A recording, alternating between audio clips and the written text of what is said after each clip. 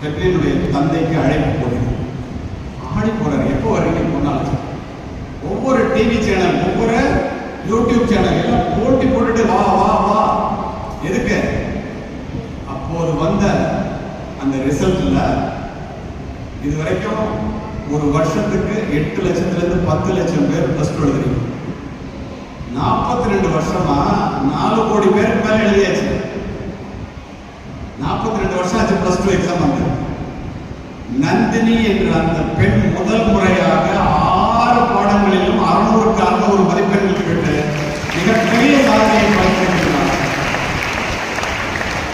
அந்த பெண் அரசன் போய் முதலமைச்சர் அலுவலகத்துல அவர் கிடைக்கிற பாராட்டு டிவி எல்லாம் வந்து நிக்கிறத பார்த்துட்டு அந்த அப்பாவுக்கு என்ன தன்னை சுற்றி நடக்குதுன்னு தெரியல. ஒரு போன் பண்றதுக்கு பயந்து இருந்த அப்பாவுக்கு 100கணக்கான போன் வந்து விடுவது. இவ்வளவு பெரிய சபையில நமக்கு இவ்வளவு பெரிய மரியாதையை கொடுத்தது நம்ம பொண்ணாச்சு அப்படின்னு மாமான்னு பக்கத்துல அப்படி கையை வச்சு கூப்பிடுறது. அது பார்க்கணும் அந்த நிகழ்ச்சி.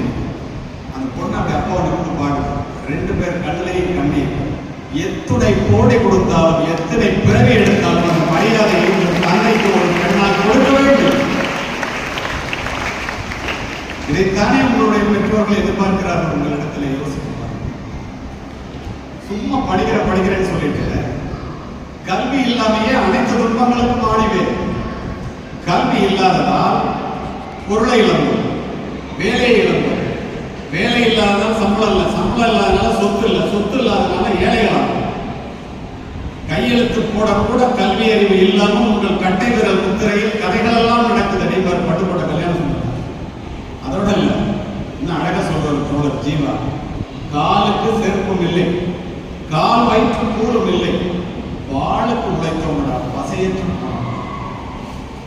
அதை விட இன்னும் நல்லா பாரதி சொல்லுவோம். என்ன தெரியுமா? கால் வயிற்று கஞ்சியில இதன் காரணம் என்னதுன்னு அறிவு இல்லை. பசங்களா, படிப்பு ஒண்ணுதாண்டா வாழ்க்கையை புரட்டி போடுவோம். அது இல்லைங்கிறதுனால தானே நீ பட்டினியா இருக்க, ஏழையா இருக்க, கஷ்டப்படுற, மரியாதை இல்லை. அது இல்லைங்கிற அறிவு கூட உனக்கு இல்லையே. யார் சொல்றது? எல்லாம் மாபெரும் மனிதர்கள். உங்களுடைய சக்தி திறமை எவ்வளவு பெருசு பாருங்க.